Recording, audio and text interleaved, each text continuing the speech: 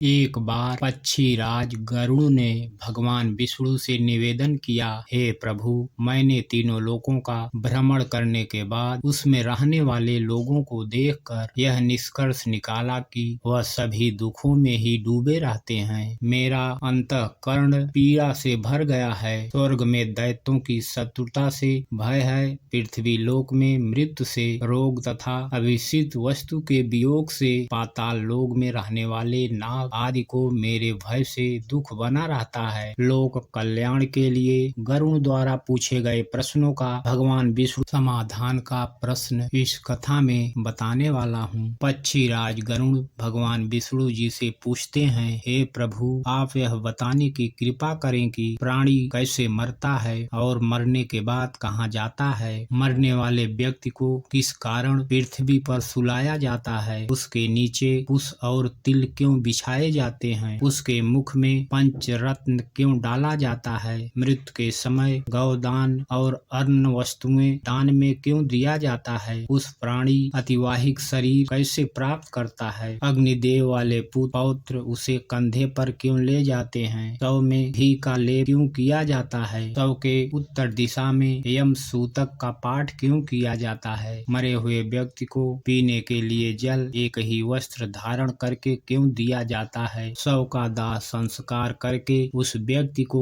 अपने परिजनों के साथ बैठकर भोजन आदि क्यों नहीं करना चाहिए। मृतक व्यक्ति के पुत्र 10वें दिन के पहले किस लिए 9 पिंडों का दान देते हैं। शव का दाह संस्कार तथा उसके अंत में जल तर्पण की क्रिया क्यों की जाती है। किस विधान से पितरों का पिंड दान देना चाहिए। उस पिंड को स्वीकार करने के लिए उनका आह्वान कैसे किया जाता है। दाह संस्कार के बाद अस्थि संयम और घट फोड़ने का क्या विधान है। 10वें दिन शुद्धि के लिए सभी परिजनों के साथ खाना तथा पिंडदान क्यों करना चाहिए। एकादश को पिंडदान करने का क्या प्रयोजन है। 13वें दिन पद्मदान आदि क्यों किया जाता है। वर्ष के पर्यंत 16वें श्राद्ध क्यों किए जाते हैं। हे प्रभु, मनुष्य का शरीर अनित्य है और समय आने पर ही मरता है, किंतु मैं उस छिद्र को नहीं देख सकता जिससे जीव निकल जाता है। प्राणी के अपने जीवन काल में किए गए पाप पुण्य दान आदि शरीर के नष्ट हो जाने पर उसके साथ कैसे चले जाते हैं। मरे हुए प्राणी के लिए जो मनुष्य पापी, दुराचारी अथवा व्यभिचारी है, मरने के बाद वह किस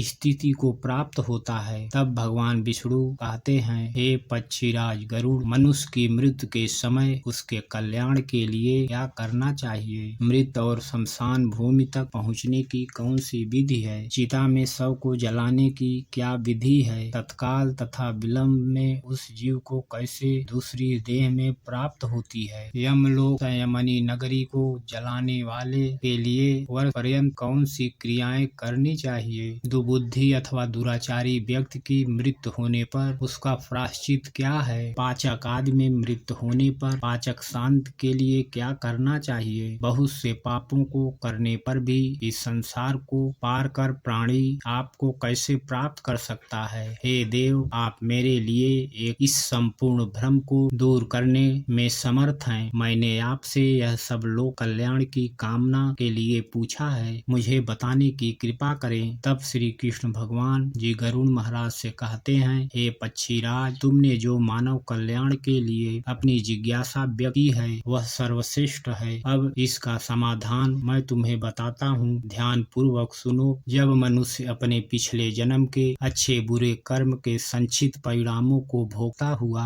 और इस जन्म में कर्म करता हुआ मरने की अवस्था को पहुँच जाता है तो शरीर में कई रोग उत्पन्न होते हैं। एक अचानक सर्प की भांति वह मौत के जकड़न में बंधता चला जाता है। वह घर में असहनीय शारीरिक और मानसिक पीड़ाओं से पीड़ित, फिर भी जीने की मन में इच्छा को लेकर दुखदायी जीवन बिताता रहता है। जब मरने के पश्चात व्यक्ति इंद्रियों का समूह व्याकुल हो जाता है, चेतन शरीर जड़ीभूत हो जाता है, तब अंतिम क्षणों में एक अलौकिक चेतना आती है जिसमें सभी लोग एक जैसे दिखते हैं। उस समय वह कुछ बोलने योग्य नहीं रहता और प्राण शरीर को छोड़कर यमराज के दूतों के साथ चल देता है। जब प्राण शरीर को छोड़ते हैं तो बहुत कष्टदायी होते हैं और ऐसा दर्द होता है है, जैसे 100 बिच्छुओं ने एक साथ डंक मारा हो। उसके मुंह में झाग बनती है और सारा मुंह थूक से भरने लगता है। उस समय जो प्राणी दुखात्मा होते हैं उन्हें यमदूत अपने फांस बंधों में जकड़ कर मारते हैं। जो अच्छे कर्म किए होते हैं उन्हें स्वर्ग के पार्षद सुखपूर्वक अपने लोक ले जाते हैं। भीमकाया दुराकृत यमराज के दूतों को देखकर ही पापियों के मन में भय उत्पन्न हो जाता है। हाहाकार करता हुआ अंगूठे के नाप जितना मृत्यु मनुष्य अपने घर को देखता हुआ यमदूतों द्वारा घसीटता हुआ रास्ते में अनेक यातनाएं सहता हुआ यमराज के सामने ले जाया जाता है। जीव अति भयानक यमराज को देखता है और फिर उसके आदेश पर तुरंत वापिस अपने मृत स्थान पर यमदूतों के साथ आ जाता है। वह वापिस अपने शरीर में जाने की कोशिश करता है, पर यमदूत उसके गले में फंदा डाले रहते हैं। उसे भूख और प्यास बहुत सताती है और बहुत रोता है। अपने पुत्रों